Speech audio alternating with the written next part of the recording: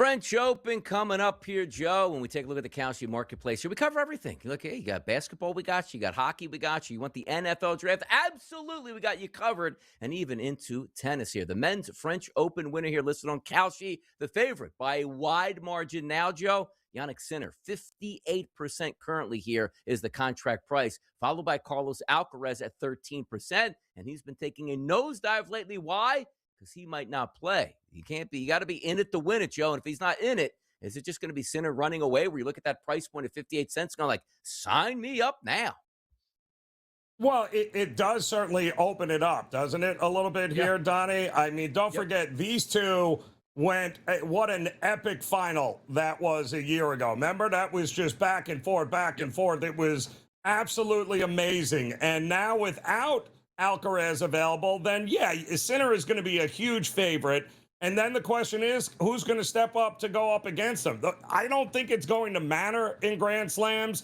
I think it's one or the other. And if Alcarez isn't available, it's going to make Sinner's path a lot easier, I think, to go ahead and do what he couldn't do against Alcarez last year, which is end up winning the French Open.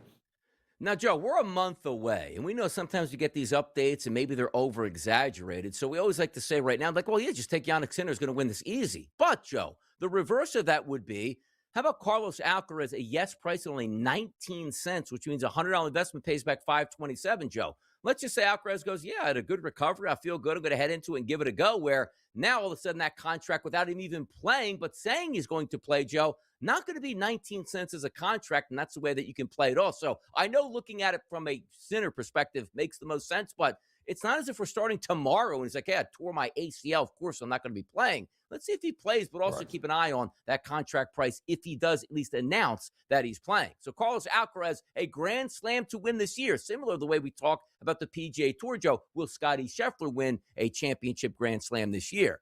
2, 3, and all 4 are listed, Joe. They're not letting me just bet one. What's the deal with that? I want to invest in one, Joe.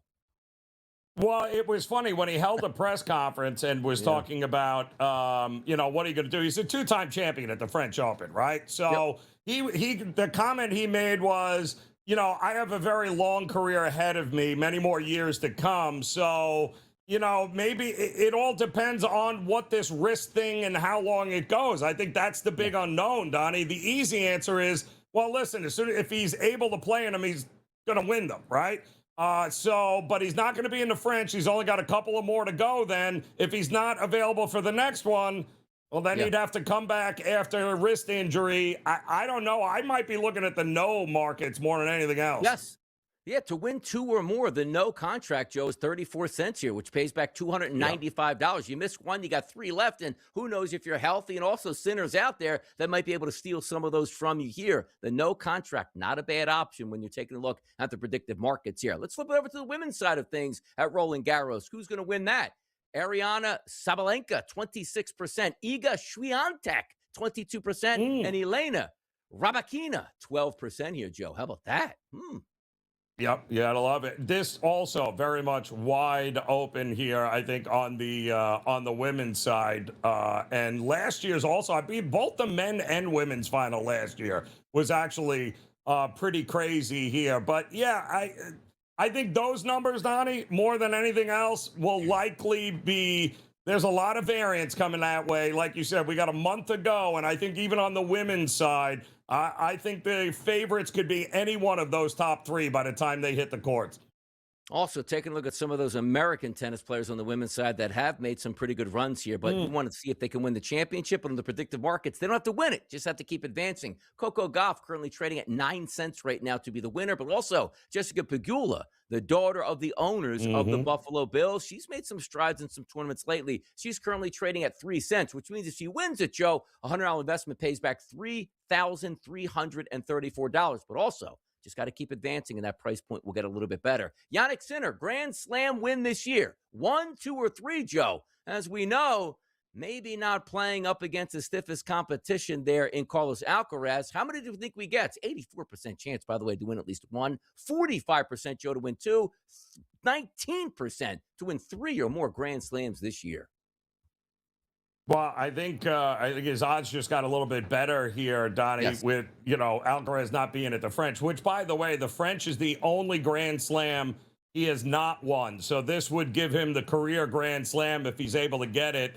I'm just going to assume he does, and then the Yeah. question is, will he get one more? And I think two or more is, I think it's juicy because I think that's exactly the kind of year he could have if you have a injured Alcaraz and a lot of question marks surrounding him.